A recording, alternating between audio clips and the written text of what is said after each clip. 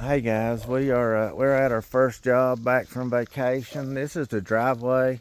We pulled up in here and back down in here. So we got to turn this to get out of here and then go down here. I will show you the road out when we head home. So entrance into the house is not bad. We got our 3 steps here, so we'll use our ramp with our cart to go up those steps. As you can see, the trailer's right here, so we ain't got far to go. Then we just kind of got a straight run into the house here. As always, you know, cover the floor with the blankets and such. This is my new guy. It's his first install today, so we're you know, kind of letting him feel it out. Just 2 tops on this job with some backsplash, nothing crazy. You guys know how log cabins are, as far as fit and all that such.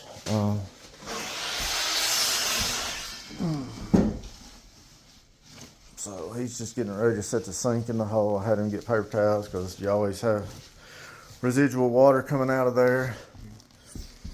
And always take your paper towels and stick it in the hole because of that smell. As I was just telling my new guy, always bring your templates in, set them down, which you guys know that from my other videos. It's just easier to find your problem before you get the top in. You know, it's heavy. You don't want to have to move it multiple times. You take a chance on scratching a refrigerator, scratching a stove, breaking a cabinet, breaking the top, you know. That's what these templates are for, you know, to look, make sure everything's going to be okay, make sure you don't have to move anything, all that stuff. It just takes a few extra minutes, but it's always better to be smart. So I had him bring an empty bucket in here. Now we're going to bring our sink and go ahead and set it in there. You always want to put your sink in the hole before you bring that top in, especially if it's got a piece of wood cross right here. Because you may not be able to get that sink in there once you put that top on. Then you have to pull it out to even get your sink in. Guys, as usual, I always show you what we end up with on the laser. Gary's supposed to come up and get this content. I know he's running low. I know the last video he posted was only about 5 minutes, so I know he's running low. But so what we got here, let me pull the level off so you can see a little better. These cabinets, I know I'm not a cabinet guy, but I'm just going to tell you my opinion. So we've got, I'm assuming these cabinets were 3 different pieces. A right piece, the center piece, and the left piece. So normally when they're put together, you know, they're level straight across, but as you can see, each piece is off. Now, these initially had countertops on top of it. The customer went ahead and tore it out for us. So it's not like they're new cabinets, but as you can see, this one's sitting off a bit. And then you come down here, and this one's off even more. This one's probably 1/8 of an inch difference, and that one's probably 1/16 of an inch different. But they're both going the same way, so you got to add that up. So definitely got some issues there.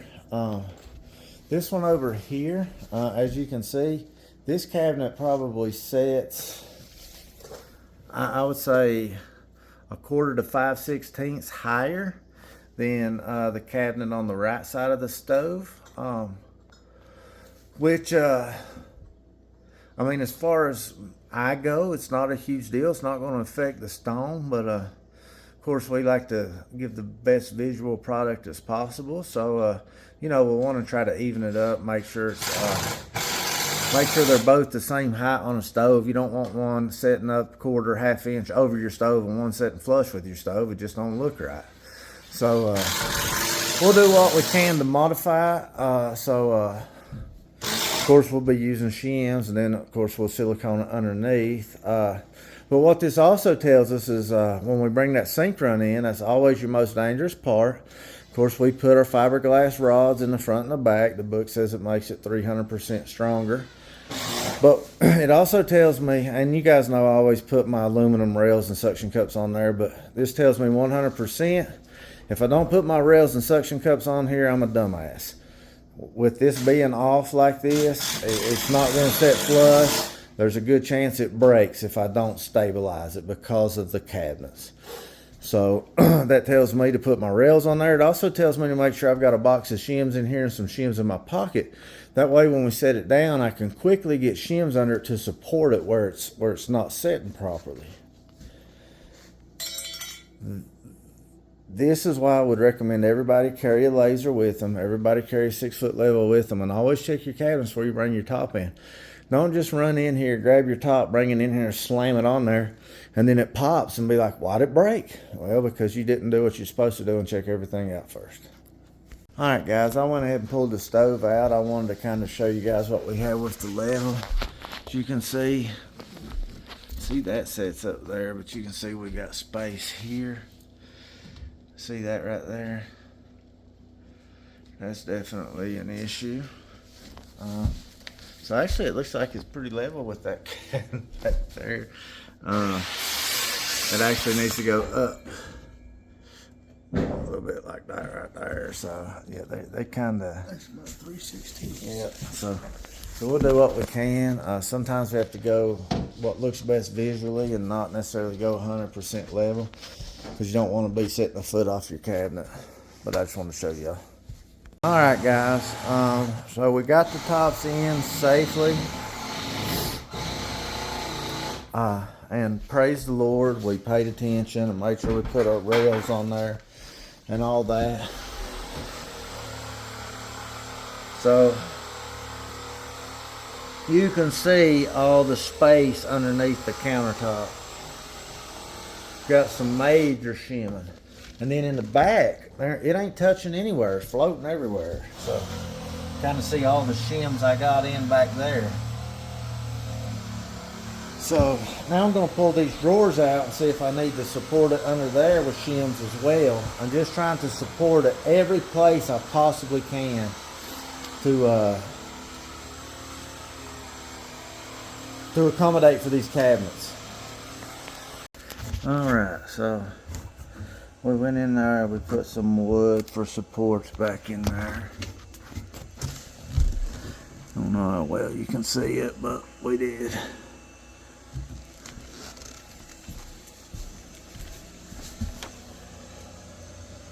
And then we cut off our shims there. So I think we should be pretty secure on here. We're going to go ahead and just notch these plates a little bit. That way if they ever need to remove them, they can. Of course, it's a log cabin, so you can't cut drywall and move the switches or receptacles up. Do the same with this one over here. Well, I've done 1,000 of them, so it's no big deal. If you cut it with your blade, it melts it like nothing. All right, guys, we got everything finished. It turned out good. Few little issues that I showed you, all of them. I don't remember, Gary, but I notched these pieces of these plates. New guy marked that one for me.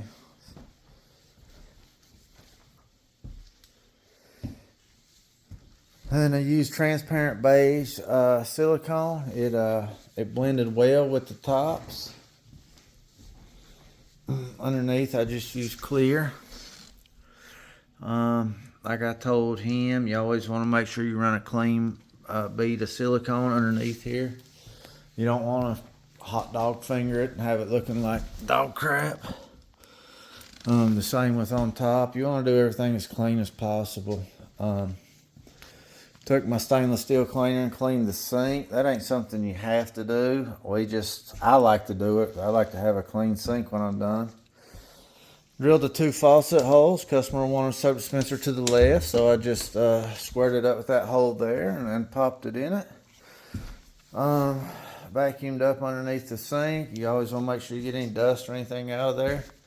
Sink cabinet was a little tight on that side, so rather than use my sink it clips, I used the U-mounts, 2 on the side there, 1 in the center here. Then I got my 2 clips on this side here. And then of course the bead of silicone before I pulled it up. That sink ain't ever going anywhere. I showed you the wood I put in the back. I also went in back there and I ran silicone back there as well. Not to hold it in place, because trust me, that silicone in the front is going to hold it in place, but to give it a little more support in the back. Anytime I have, you know, some levelness issues with cabinets, I like to get as much silicone support in there as I can, because once that dries, it does a pretty good job of supporting it. We went ahead and used the Hydrex sealer instead of the ager, because it's easier to wipe off. You don't get as much of a haze on it in the morning. Just as good of a sealer. It's probably used more than the ager. I give my customers a choice now. Let's see. Otherwise, that's about it, guys. But it wasn't really hard. It's just two tops. Just, you know, jobs are never lick and stick. They just ain't. So you're always going to have some issues. It's just, you know, you just pull your pants up and get to it and fix it instead of standing around crying about it, and it'll all be over soon. But anyways, it is what it is, guys. I appreciate y'all watching. If you have any questions, feel free to leave it in the comments, and I will see you on the next one.